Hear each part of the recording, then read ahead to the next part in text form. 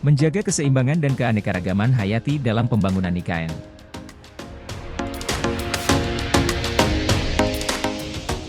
Salah satu pilar utama dalam konsep pembangunan Ibu Kota Nusantara adalah harmoni antara kemajuan infrastruktur dengan kelestarian lingkungan hidup, khususnya keanekaragaman hayati. Ini karena Nusantara mewarisi kekayaan alam dari Indonesia dan Pulau Kalimantan. IKN merupakan salah satu wilayah dengan keanekaragaman hayati terkaya di Indonesia, dengan tingkat endemisitas tinggi. Ini berarti terdapat banyak spesies yang hanya dapat ditemukan di IKN dan tidak ditemukan di tempat-tempat lain di dunia. Berdasarkan data Otorita IKN, tercatat 3.889 spesies yang diindikasikan terdapat dalam radius 50 km dari wilayah tersebut. Spesies ini meliputi mamalia, burung, reptil, amfibi, ikan, tumbuhan, serangga, dan arachnida. Sayangnya, data International Union for Conservation of Nature, IUCN, menunjukkan bahwa 440 spesies atau 11,8% dari total spesies yang teridentifikasi berstatus rentan, kritis, serta terancam punah dan dibutuhkan upaya konservasi. Kondisi ini tak lepas dari berbagai permasalahan lingkungan yang terjadi sebelum pembangunan IKN dimulai. Deforestasi akibat penebangan liar, kebakaran hutan, pertambangan ilegal, perluasan perkebunan kelapa sawit, dan perambahan hutan telah banyak mengubah wajah hutan Kalimantan. Citra satelit yang dirilis Badan Antariksa Amerika Serikat, NASA, pun menjadi bukti nyata berkurangnya tutupan hutan di wilayah IKN. Citra satelit menunjukkan bahwa pada April 2022, kawasan hutan di IKN masih terbilang lebat, sedangkan pada Februari 2024, terlihat adanya penebangan hutan di beberapa area. Deputi Lingkungan Hidup dan Sumber Daya Alam OIKN, Mirna Safitri, mengakui bahwa kondisi hutan lindung IKN saat ini jauh dari ideal. Konversi besar-besaran dalam beberapa dekade terakhir, jauh sebelum pembangunan IKN, telah mengubah wajah hutan. Ia menyebutkan bahwa tutupan hutan sekunder di IKN saat ini hanya sekitar 16% dari total 256.142 hektar luas kawasan IKN sehingga diperlukan upaya reforestasi setidaknya seluas 120.000 hektar hingga tahun 2045. Mirna mengatakan pembangunan Ibu Kota Nusantara sebagai kota hutan akan mengedepankan kelestarian alam dan perlindungan keanekaragaman hayati. Upaya pemulihan ekosistem juga akan dilakukan untuk mengembalikan kejayaan hutan tropis Kalimantan. Salah satu langkah yang dilakukan adalah meluncurkan rencana pengelolaan keanekaragaman hayati yang akan dijadikan sebagai peta jalan dalam pembangunan IKN yang tetap mengedepankan kelestarian alam dan mencegah kepunahan spesies di wilayah IKN. Rencana pengelolaan keanekaragaman hayati OIKN yang diluncurkan pada 26 Maret 2024 itu disusun melalui diskusi dengan para ahli, akademisi, lembaga swadaya lokal, nasional, dan lembaga internasional. Dokumen tersebut memuat beberapa poin penting rencana pembangunan IKN, antara lain, mempertahankan ekosistem hutan dan lahan basah yang tersisa, pelestarian habitat, perlindungan spesies, dan upaya restorasi. Rencana pengelolaan keanekaragaman hayati di IKN ini akan diimplementasikan dalam kurun waktu 5 tahun, 2024 hingga 2029.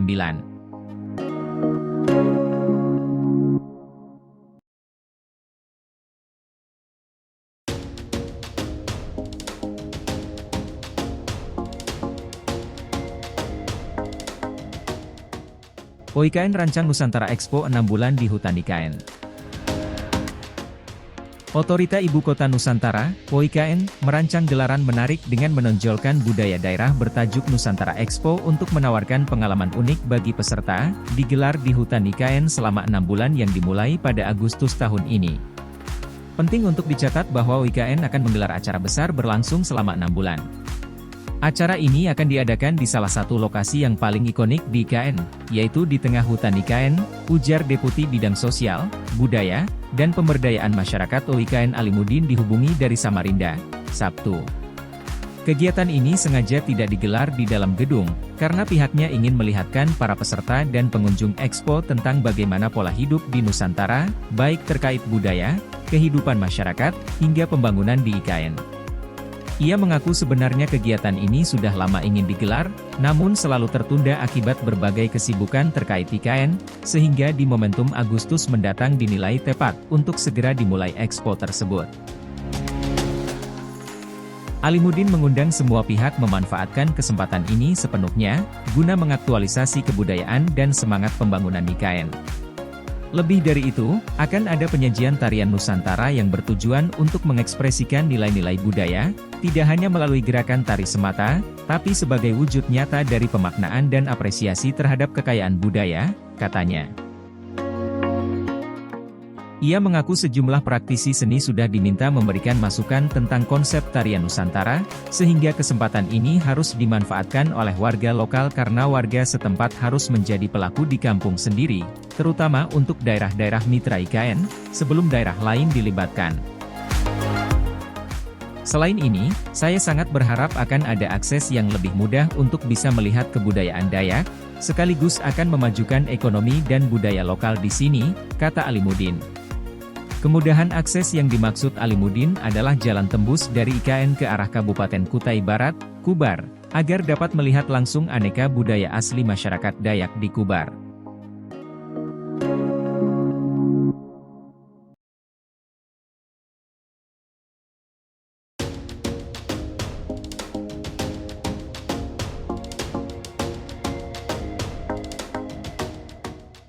Jokowi buka suara soal wacana bangun kereta cepat Brunei IKN 1.115 triliun rupiah.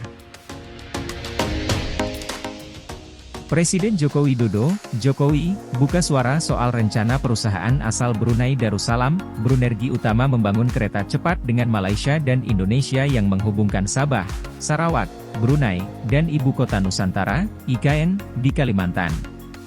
Jokowi mengatakan hingga saat ini belum ada komunikasi terkait dengan rencana pembangunan proyek kereta cepat yang melintasi 3 negara tersebut. Belum ada komunikasi.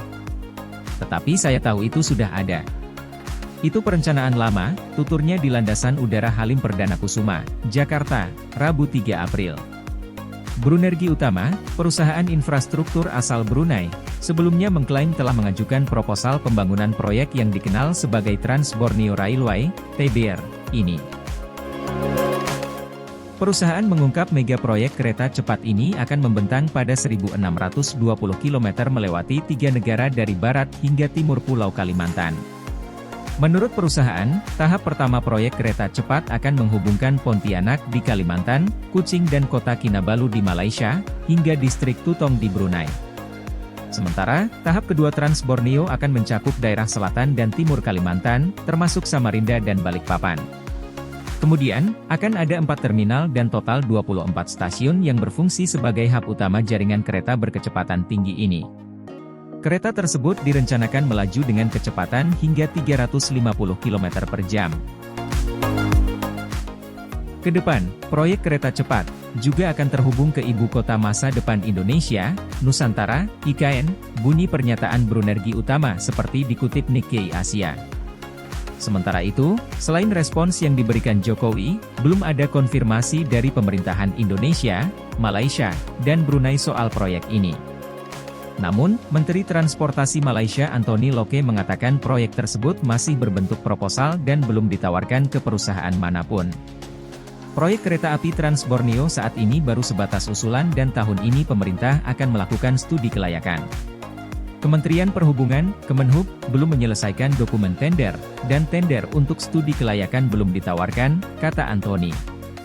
Kami perkirakan studi kelayakan akan memakan waktu 9 bulan, baru kita tahu apakah proyek itu bisa dilaksanakan atau tidak dari segi komersial, teknis, dan aspek lainnya, sambungnya.